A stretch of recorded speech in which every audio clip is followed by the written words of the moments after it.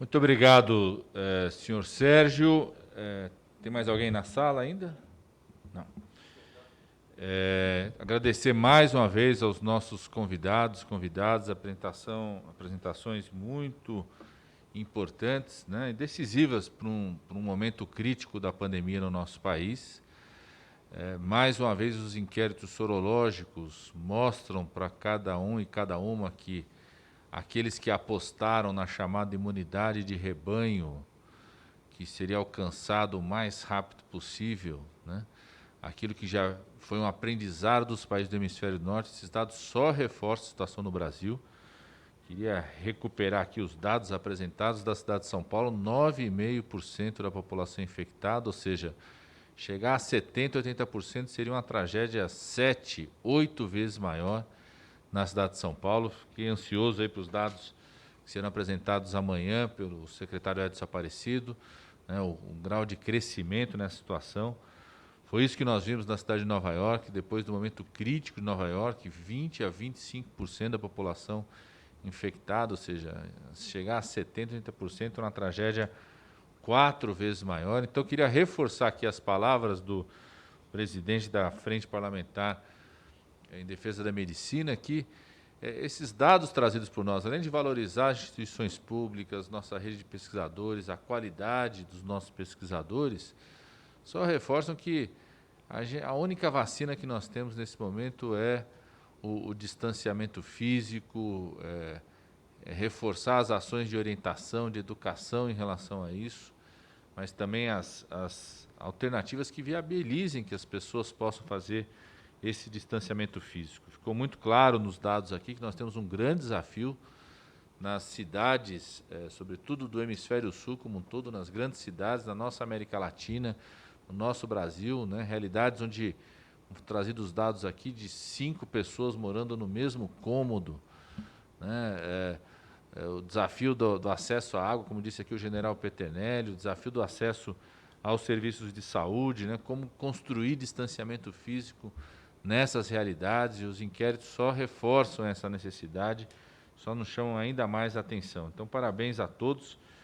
Eu não posso terminar essa sessão sem fazer dois comentários aqui, aí não como presidente dessa audiência, mas como deputado federal, como parlamentar, a minha indignação a 2 vetos feitos pelo presidente da República, de 2 projetos de leis que foram aprovados, inclusive com unanimidade por essa Câmara dos Deputados, e acredito que nós temos que trabalhar na sessão do Congresso a derrubada desses 2 vetos. Primeiro, o veto ao projeto de lei aprovado por unanimidade nessa Câmara dos Deputados, com compromisso, inclusive, durante a votação, de que não teria veto por parte de representantes do governo na tramitação, aprovado no Senado, que é o veto do uso obrigatório de máscaras. Esses dados só reforçam a necessidade de termos regras cada vez mais claras que garantam o uso obrigatório de máscaras como um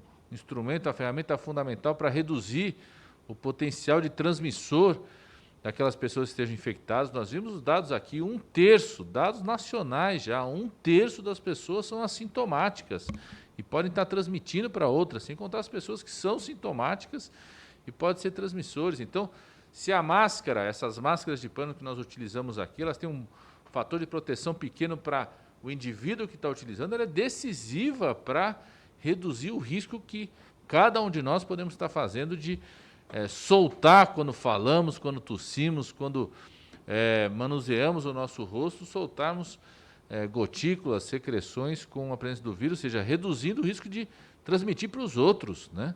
É um ato de humanidade, de proteção ao próximo, né?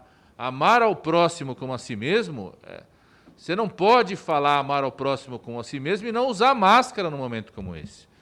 Você não pode dizer que segue esse mandamento e não está utilizando máscara num momento como esse. É um momento não só de proteção a si, mas ao outro, as pessoas que você ama, as pessoas que trabalham contigo, as pessoas que vão estar em contato permanente contigo. Então, para mim, eu quero dizer, viu, deputado Aclardius, eu recebi com muita indignação o veto que foi feito, a obrigação do uso de máscaras em espaços públicos. Por exemplo, eu entrei aqui hoje de manhã Vi várias sinalizações, até brinquei com a nossa relatora aqui da comissão, que é a nossa enfermeira, Carmen Zanotto.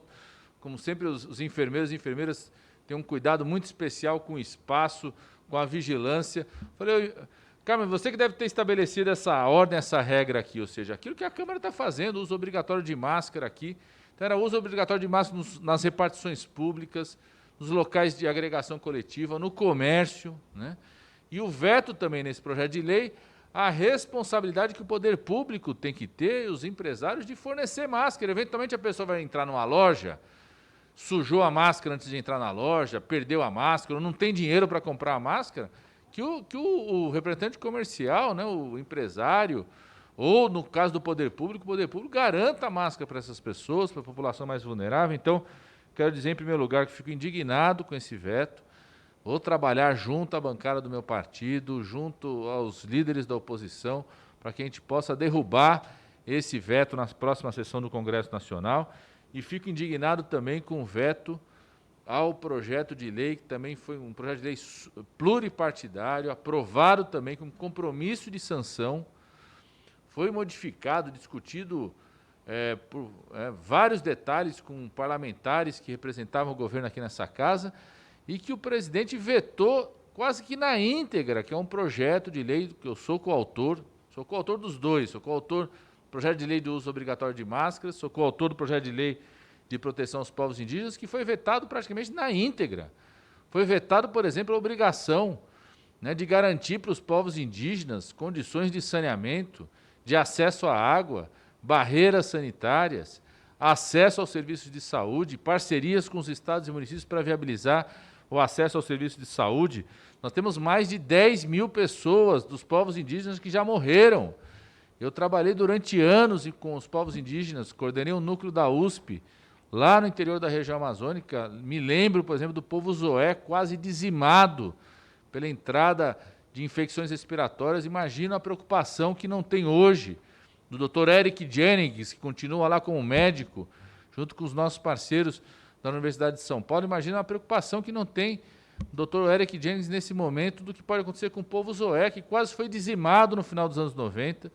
Nós entramos naquela área, recuperamos aquele povo com muita luta daquele povo. Depois passaram mais de 300 indígenas. Tive o prazer de poder visitá-los depois, no período que estava no Ministério da Saúde.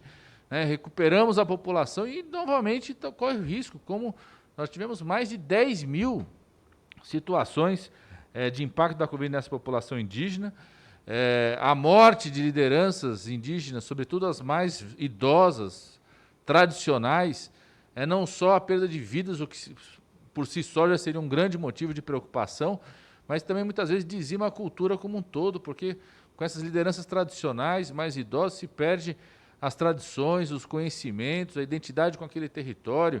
Então é um absurdo a postura do presidente, do veto ao projeto de lei pluripartidário. A autora principal, a deputada federal Rosa Neide, do estado do Mato Grosso, a relatora Joênia, que é a única indígena nessa casa como deputada, foi a relatora, vários parlamentares, eu sou coautor desse projeto de lei, foi vetado praticamente. O sentimento que eu tenho é que, infelizmente, esse veto é quase que um ato de extermínio dos povos indígenas, vetado completamente, seja nos itens do saneamento, do auxílio emergencial, do acesso aos serviços de saúde, das barreiras sanitárias. Recebi aqui durante a comissão uma notícia de que o ministro Barroso, o STF, acabou de estabelecer medidas cautelares, obrigando o governo federal, porque no caso da população indígena, nas terras indígenas, de responsabilidade do governo federal, atenção à saúde indígena, pelo subsistema de saúde indígena, estabelecendo medidas cautelares para garantia de proteção aos povos indígenas. Então, eu não podia deixar encerrar essa sessão tão importante para todos nós, trouxe dados tão importantes sobre a situação da pandemia, o risco de propagação. Estamos muito longe, muito distantes da chamada imunidade de rebanho.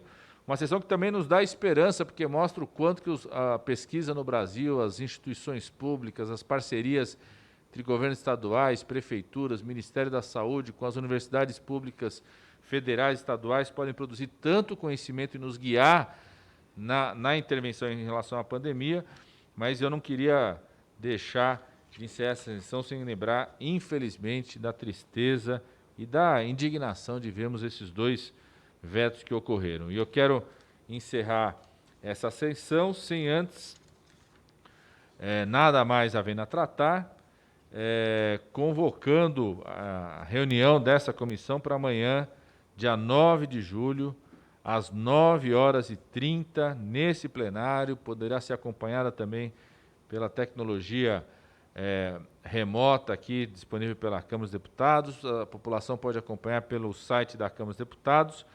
Então, reunião para amanhã, às 9 de julho, às 9h30 da manhã, para debate sobre o manejo clínico do paciente crítico da Covid-19. Nós teremos aqui um conjunto de especialistas, entre eles está sendo convidada a doutora Ró Eli, minha colega de residência médica, um infectologista, uma das que fez parte da operação que foi até Wuhan. Está sendo convidado também o professor Esper Calas, que também é da Faculdade de Medicina da USP, também do Hospital Sírio-Libanês, Associação Médica de Intensivistas, Associação de Anestesiologistas, um conjunto de especialistas. Depois nós vamos divulgar a lista dos convidados. Então, queria reforçar amanhã, dia 9 de julho, às 9h30 da manhã, para esse debate sobre manejo clínico em pacientes críticos da Covid-19. Está encerrada a presente reunião.